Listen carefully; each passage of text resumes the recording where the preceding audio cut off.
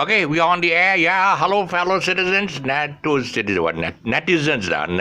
I have a friend here, Tiara, with me. She's laughing my mispronunciation. You can laugh here. Here can now. Okay. Anyway, fellow netizens and YouTubers, and Instagrammers. People who listen to the Instagrammers are Instagrammers, right? And Facebookers. Hey, I have been receiving so many rave reviews about my programs on Manglish and Kelantanese dialect and various dialects, and even the Cockney accent. I've been receiving rave reviews on my Cockney accent the time when I went to England. I went to England and I spent some time with my nieces in England. And well, England is actually the place of my ancestors. I'm a Eurasian. Eurasian, boo boo boo. Not Eurasian, Eurasian. My dad is actually of British ancestry. My mom is of Portuguese ancestry, and I do a lot of programs now on this Manglish and English, and now the latest Cockney. So I received so many reviews from on my programs from my relatives in England, America, Canada, and even as far as Australia. Yeah, Australia. I've got friends. There's a cousin of mine, Jerry Boy. Always he'll be contacting me. In fact, he wanted to know about my V8 system. I showed him. In fact, I did the demo on my V8. So he was actually particularly intrigued about the pronunciation of the words in Australia and in Britain. The same thing. Like, for example, Taylor. Taylor is pronounced as Tyler. So the person who sews your clothes in Australia is called a Tyler, and even in London, tailors, it's called tilers. But the person who tiles your roof tiles and tiles your floor, he's called a toiler. So toiler actually means somebody who works very hard, and somebody who works very hard in the roadside, mending the roads and potholes and blah blah blah. I think he's called a tailor. So it goes one complete circle, one complete round. So I noticed there is one common denominator with the southern Londoners in England and the Australians. They speak the same slang. The not really Cockney, but when it comes to Tyler style, Taylor, it becomes Tyler, and basically that's what I'm talking about. The same kind of A-bay say thing. And I understand that the reason why they sound the same is because during the 16th century, British prisoners were transported to the new British colonies, the inhabited British colonies like Australia, like New Zealand. They were devoid of, they had Aborigines, but they were devoid of Masales. They were devoid of people that looked like British. So they wanted to populate these countries, and they sent these prisoners, these actually so-called prisoners. The crimes they committed were very petty crimes, very paltry crimes, like stealing a loaf of bread or even a can of Milo. Milo? No, Milo. No, Milo is something else. Milo is related to this country, but I don't want to dwell into that. Yeah. Shh, quiet. Apparently, it was during the rule of this nasty king in England, King Henry VIII. I think he was called the eighth because he had 8 wives. He killed the first one. No, but he was a mean guy. He's a real mean guy. He was the one who took all these beggars and these poor people who were rounded up in the streets, and he sent them to these colonies. And the crimes they committed was very petty crimes, like stealing a loaf of bread. They were hungry. They were poor people, and they needed food, and they didn't have money to buy food, so they stole. When they stole, they became criminals, and they were sent to these various colonies. In fact, the first time I went and visited, I went to Australia to visit my cousin who was in Sydney, Jerry Boy. I went during the 70s, and then these immigration officials, they asked me, "Do you have a criminal record?" And I responded with an adamant, "No, I do not have a criminal record." Then the official said, "That means you cannot come into this country." So I said, "You mean to say I have to be a criminal to enter this country?" He said, "Yes. Don't you know our history?" And then they laughed and said, "It's a joke anyway." So, yeah, they actually were fooling around with me, saying that the original settlers for Australia were criminals, so you have to have a criminal record to come into this country, and it was a joke. Anyway, but before I go on with my program, let me establish one single fact here. I am not against any dialect spoken by anybody in Malaysia, Sabah, Australia, or England. Yes, I did study received pronunciation, and in England I did study under Daniel Jones of this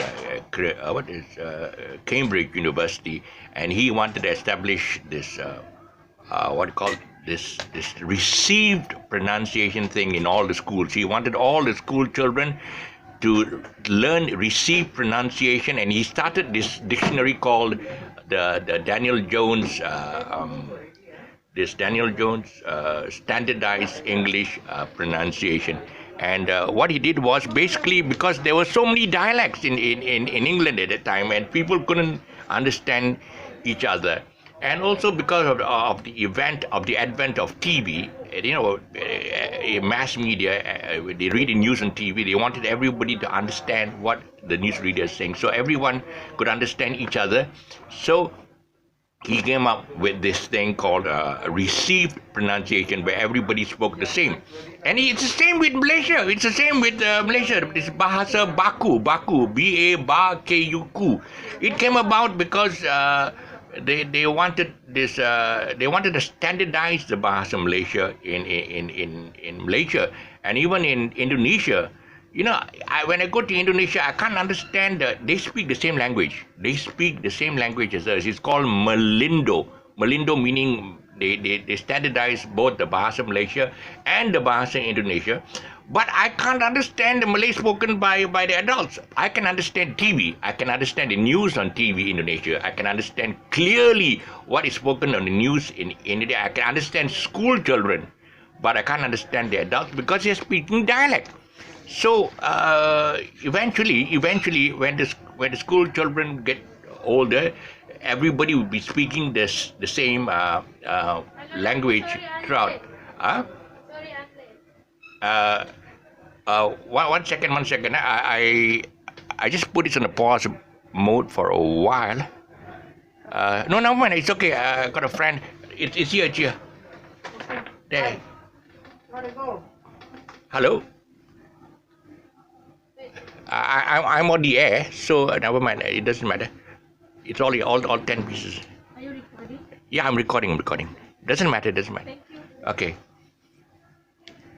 So today's topic actually will be on something that I witnessed in England, and that's called the Cockney rhyme slang. Now, the Cockney rhyme slang is something very unique in England. Cockney rhyme slang is saying something that you don't. Saying something that rhymes with something that you want to say. You see, this slang actually, they said it was invented by the criminals, and they wanted the criminals who was caught in the 16th century, sent to all this colonies and all that. These criminals they wanted to fool the police. So they invented this thing called the Cockney rhyme slang. So if somebody says, "Where did your friend go to?" and he says, "Up the apple and stairs," actually what they meant was up the stairs. And sometimes when they wanted to fool the people more, they say up the apples, and when they said up the apples, it meant up the apples and stairs. So they will leave out the word that rhymes with stairs so that they make it more difficult for them to understand. So when this is all the time when I went to England during the 70s, and when my sister took me to her friends' places during they had their birthday parties, and I heard them talking in this, and I said, "What do you mean?" He says, "Where's the friend of? Oh, he's with his Storm and Strife." I said, "What do you mean he's with his Storm and Strife?" It meant that he's with his wife. And I found it funny, strange. He's with his Storm. No wonder Shakespeare says, "Hell has no fury as a woman scorn."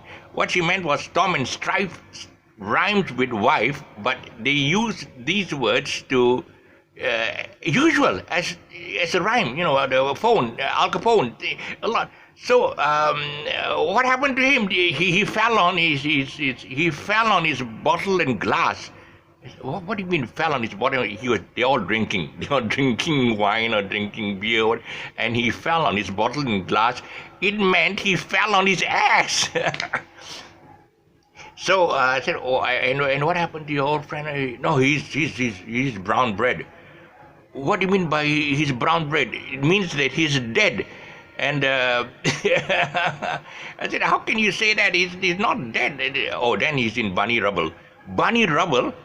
I said, "What do you mean bunny rubble?" Again, bunny rubble sounds like he's in trouble. He's in big trouble. You don't know who Bunny Rubble is. I'm going to try and draw him out. He looks something like, let's see, this guy, something like this, and then he's got eyeball, something, and then it's got a. I mean, for you who don't know how Bunny Rubble looks like, it's Fred Flintstone's friend. Does he look something like that?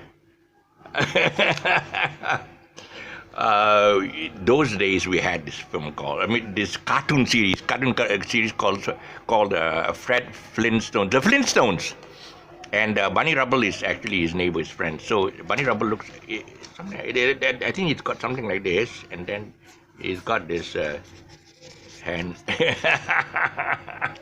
I'm a cartoonist. I'm a good drawer. So that is what I heard at the parties when he says, the guy says, "Hey, where's the food, man? I'm Hank Marvin." I said, "What do you mean?" Means he's starving. He was Hank Marvin. You know who Hank Marvin is? Hank Marvin is the lead guitarist for this Cliff Richard's band, The Shadows. So a lot of visitors coming. Hey, I tell you what.